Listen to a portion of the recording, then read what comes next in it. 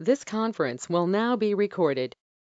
Good morning, everybody. You're listening to Money Matters. I'm Chris Hensley. We have a great show lined up for you today. Management was hard enough pre-pandemic, and now the difficulty in getting things done has dramatically increased. In face-to-face interactions, humans have thousands of indicators to tell them what the other party is thinking and how they are reacting. Resorting to purely digital communication obliterates these clues, stopping us from reading the subtle body language that we've evolved to use in all interactions to become better leaders, kinder managers, and more effective cogs in the corporate machine. Our guest today, McKenna Sweazey, is the author of the new book, How to Win Friends and Manage Remotely. McKenna, thank you so much for joining us today. I am delighted to be here, Chris. I'm so excited to talk about this with you. Absolutely. I think we're all kind of in the same boat. I'm a business owner, and my team consists of me and my assistant, but my assistant is now in Friendswood, and I'm here in Houston, and that's about 50 to 100 miles away, and that's just the way we're doing it now. um, and, and so, we're all kind of pre-pandemic did things a little bit different. Post-pandemic, whether people will have worked remotely in the past, we're definitely seeing more of it. So as leaders, this topic seems to be very timely. It really seemed like a good topic. Let's start with, why did you write the book, How to Win Friends and Manage Remotely? So I had been managing a team, been being managed from across distances, from London to Tel Aviv to Hong Kong for years, and had been thinking about this topic of what I call digital empathy the whole time. How do you recognize and understand the feelings of the people you're working with using digital tools? Because obviously humans pick up thousands and thousands of nonverbal cues, um, from everything from obviously pace of speaking, which does work digitally, to hand gestures, which for those of you who can see this video, they're not quite as good on a screen. 50% of them are off the screen. Body language, et cetera. You're missing a lot when you're speaking to someone in a virtual office. So had been thinking about this idea for a while. And then the pandemic hit, and I thought, all of these ideas that I've been considering are going to be ever more important, which I thought maybe I'll write a book. And then I got to, for me, what was really a fun part, which was diving into all the research that had been done to think about how people can communicate over email, Slack. Well, there's not so much research and wasn't 2 years ago about Slack, but there probably is now. Email, Slack, document commenting, telephone, video conferencing, uh, email, everything. And of course, the research tells us a lot of things that we know intuitively. We can pick up people's emotions from just an email, but it's never going to be as good as what you get from sitting next to someone. But there's so many benefits to remote and hybrid work. So how do we kind of mesh those two concepts together and get the emotional cues we need to work more effectively and more happily with our fellow human beings? And then also, make the tools work for us in that sense. I love it. So this is such a great topic. I shared with you before we went live here a moment ago that, the way my practice is set up now, we're a team of two. One of us is a remote in Friendswood, and one of us is remote here in Houston. And so that is post-pandemic. But even as a public speaker, one of the things that we would go out and we would host host seminars, and those have now shifted to webinars. And so that is one thing I'm finding very difficult, the connection from, in front of a group to doing this online, doing it through a webinar. I know in the book you talk about things as leaders that we can do. You started out by saying managing yourself, and you talk about improving your own empathy. What does that mean? Tell us about that. So empathy is both an innate skill, it's part of our monkey brain, being able to read someone's facial expressions, but it's also absolutely a learned skill. And that ability, and I think in the workplace, it's a lot about context and pattern recognition. So as a pre-pandemic example, if someone comes into the office and they spill a cup of coffee on themselves and you can hear them on the phone with their spouse being like, I don't want to go to your mom's for Thanksgiving. And then they come into the meeting and they're kind of abrupt with you. You think, well, there's a giant coffee stain. Their arms are crossed. I just heard them on the phone. I have so much more context. And I can then say, well, Joey, this has nothing to do with me. And then, of course, that same thing always happens on Zoom too. I have, we spill coffee, we argue about mothers-in-law, et cetera, et cetera. But you have no context. So I show up to this meeting and you don't have any information about why I'm now being abrupt. You just know that there's a difference. And for a lot of people, that difference can be perceived as being about them when it usually is actually about the speaker. But that being said, noticing those differences, and I think in organizations with a lot of psychological safety, the way to develop the pattern recognition is to ask, hey, you seem a little stressed. What's up?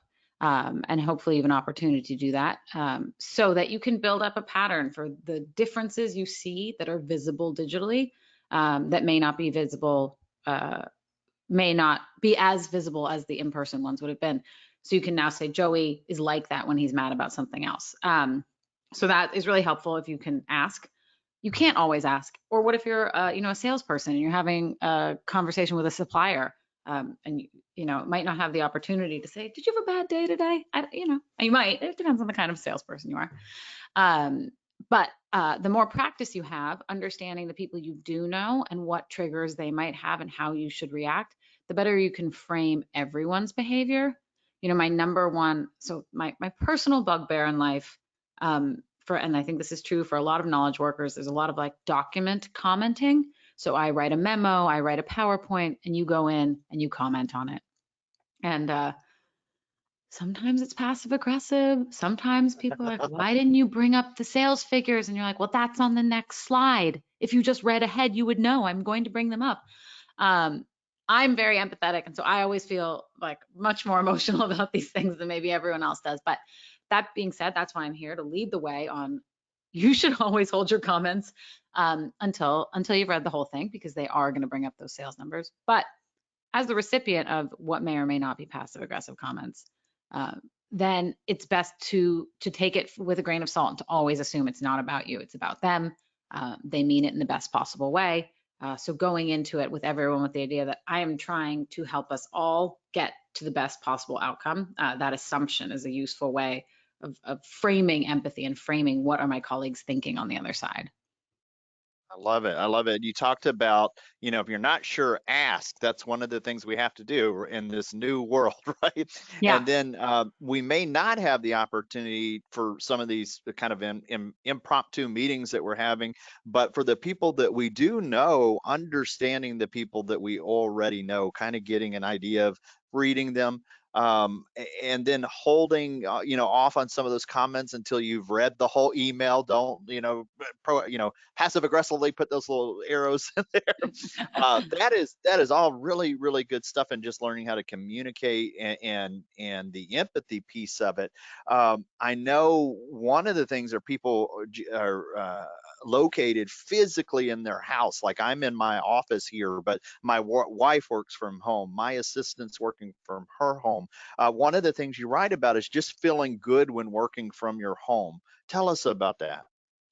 So, obviously flexible work has a lot of upside, and you can, go pick up your kids from school or work out during the middle of the day. And those are all benefits. But going to the office also has a lot of benefits. The cognitive scaffolding of understanding I am in the workplace, this is where I do work, is very helpful.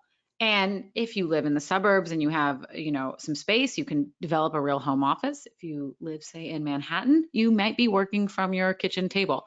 And so finding ways to visually say this is the workspace, or even, humans, I wouldn't do this, but I know there are people who burn a candle because smell is like is potentially our most powerful sense. And to tell yourself that I am in the workplace smell, this is not me, but people do it. Different kinds of lighting, music, whether or not you need your headphones on that are noise canceling, or you need to listen to a certain type of music. You need to build a space, even if you don't have a physical space. So that's point one, your physical space. And two is the routine. Commuting, which can be horrible, can also be really wonderful. It's absolutely a way to turn on, turn off. to categorize the day on the way home and think, what kind of day was that? What do I think is the most important thing I need to do tomorrow? For many people, you don't actually have your laptop open. You might have your phone. And so you can do some things, but you can't, grind. And that is a really useful way to not bifurcate, to bookend the day. And that can be hard if you're at home. But so you can fake that, going for a walk, doing something that tells you it's the end of the day. Maybe it's journaling, maybe it's writing down tomorrow's to-do list. Being able to separate those moments, I think is hugely important for all of us working from home. I love that. I hadn't heard the candle one, but the smells and the sounds and the different things that you could do as kind of place markers to let you know, hey, hey, get out of your pajamas. Yeah. We're Oh at yeah, I didn't work, even right? mention that. I feel like that's early pandemic chat. Get Yeah. out of your pajamas, people. Hopefully we're past that part, and now people are, well, you don't know. No But judgment, but exactly. Well, but there you go. I mean, these are all really good ideas of kind of getting your brain into that. I know we use like the noise canceling headphones. So even if there happens to be like a kid, we've got, kiddos, if they're in the background, yeah, TV's on, that really helps limit, if a client calls in, they don't necessarily know the TV's on in the yeah. background. So those are really, really good things there. What about just basic communication? You talk about speaking so others will understand. What does that mean? So it means a couple of things. One is tailoring your ability to be understood, and hand gestures is a really good example. If you are a hand gesture person, and that is part of the way that for your entire life, let's say you're 40, you've spent 35 years being a hand gesture person, and now you are not a hand gesture person anymore. So that, understanding what are your sort of peculiarities is not as a nice word, but I can't find the synonym right now. The ways that you are different that you need to communicate, and understanding how you're going to have to reframe them. Um, Softening text only language. Text only language obviously can convey emotions. Surely anyone who's read Jane Austen understands that you can like fall in love based purely on a letter relationship. And we can take advantage of that. But we can also use other tools. So obviously video conference, emoji, they get a bad rap, but they are actually, a smiley face does convey that you mean this in good humor. And that can be really helpful. I know that there are generational differences about that. I sort of refuse to believe that if you can't take a smiley face as like a non-sarcastic, I just mean this in good humor, you have to go work on yourself about that. So and That's funny. Slack has become a big part of a lot of office places, and it's really a medium that lends itself to GIFs, to emojis, to sharing of things, and finding ways to bring your humor, your humanity to your communication style. And also it can be on like a very practical level, it can be not as clear, you're speaking. If you're a fast speaker, I'm a very fast speaker. You have to work a little harder again because you're missing some body language tools to round out what you're saying. If you have a heavy accent, that can be harder when you're not able to read lips in real time because obviously the bandwidth of video isn't as fast. So all of these things to make sure that you're speaking tools are like at their best. There's a tendency, it happens to affect women more than men, about upspeak and sort of ending on a question. And anything like that, when you're reducing the number of ways that I can understand you, any of those types of differences are going to be magnified and are going to make you sound maybe less intelligent. Upspeak tends to make people sound less intelligent. Speaking quickly means your message might get lost. So understanding how you can either change those things, or if you speak quickly, follow up with the notes. Make sure that everyone gets it from another piece of communication. I love it. I love it. Upspeak the anchor man where Ron Burgundy's like, I'm Ron Burgundy with a question mark. I always remind my wife when we're telling my son to do something, always end it on a period, not a question mark, or else they will remember that. Yes. Well, so I'm going to ask you this. I don't know, other listeners might, I'm kind of dating myself. I'm 48, but Slack, what is Slack? I'm not even familiar with Slack. Not a I Slack prob user. And yeah, probably should be. Tell me about this. well, Slack was intended as a tool, I believe, to remove email. That email has some serious inefficiencies. And so you can, within an organization, have different private channels, one-on-one chats, and a lot of corporates use it to share information, or not even corporates, a lot of companies. But it is a news feed, right? It is like Okay. much like using a text message chain or WhatsApp. The information is flowing downwards as opposed to an Like an inbox. instant message, but like shorter, concise. Well, you can put any length you want, which I have Okay. seen. Um, Okay. And, if you're using effectively a news feed, it's like if you're using all text messages to communicate with your entire company, they start to stack up. And even if there's a search functionality, and even if there's an ability to pin information, things get lost. And this is why I think, for me, I advise people not to use text messaging or WhatsApp for important communications because of that chain environment, because it's hard to get to the previous information. It's just really not designed to save information in the way that email is. We're sort of used to this mark on red, hold on to that one piece of information. The other thing is that news feeds, I mean, for anyone following the news, for social media, news feeds can be overwhelming for people for their mental health. It's a lot of information flying at you that you can't really. There are ways to turn it off. There's absolutely ways to like optimize the platform or any newsfeed platform. But if it's a part of your working environment, you kind of do have to have it open, and then there's notifications and you're getting pinged, and you start to feed off the energy, which can be good or bad.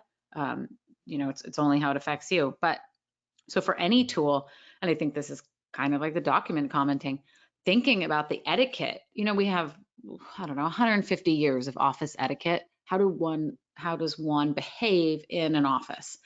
And we have 2 years of how does one behave in a virtual office? What's appropriate? In a What does virtual our team space. expect? I love it. I love it. So these are all things, newer things that, there are teams that have worked internationally, or they've had people out in the field and they've kind of had to cross these. But for most companies, a lot of this stuff can be new territory. So Mhm. I'd like to pivot into that, where we go into, as a leader managing virtual teams, how do you drive that real connection virtually? So the cheap answer is to get everyone together in person. There Okay. is, and I'll just say there's no substitute. So barring that, because that is not always possible, not always feasible, for a variety of reasons. It is about, and this term, which was really popularized by Google, the psychological safety.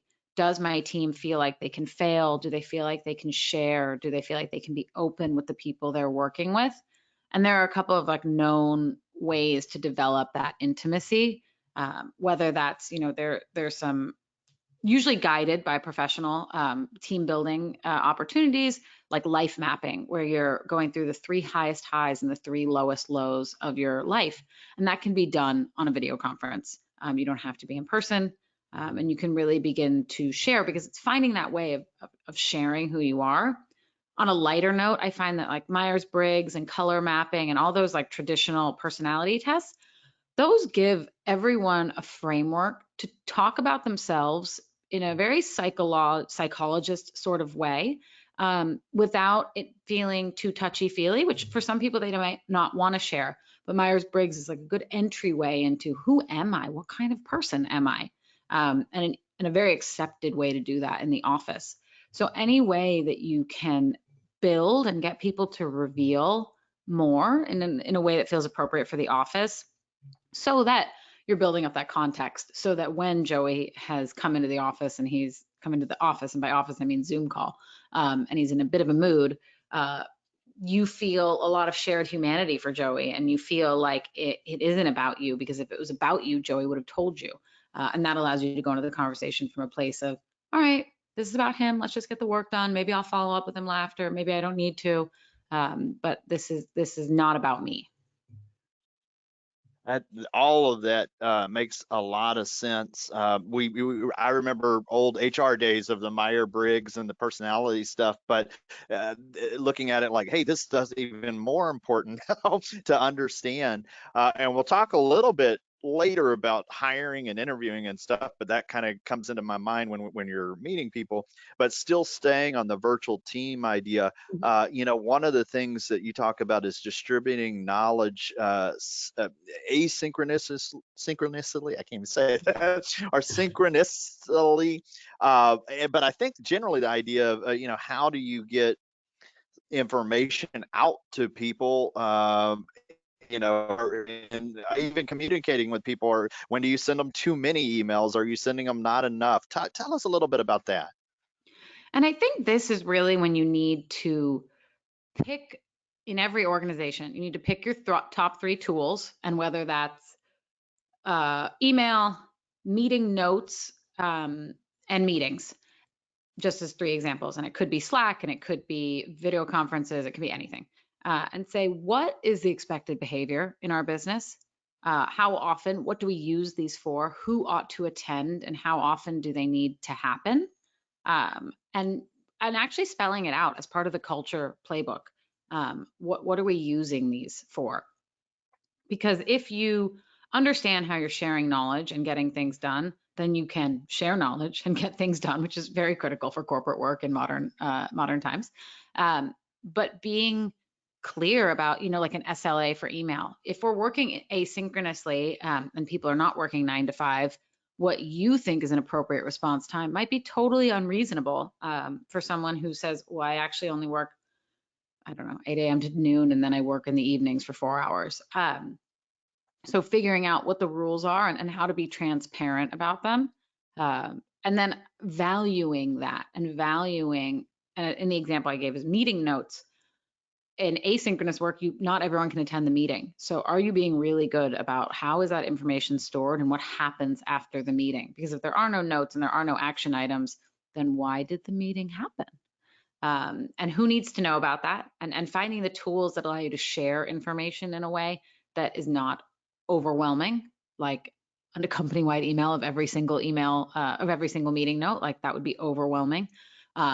But me just sending one person the meeting notes, that's maybe not whelming enough. You don't have enough access to it.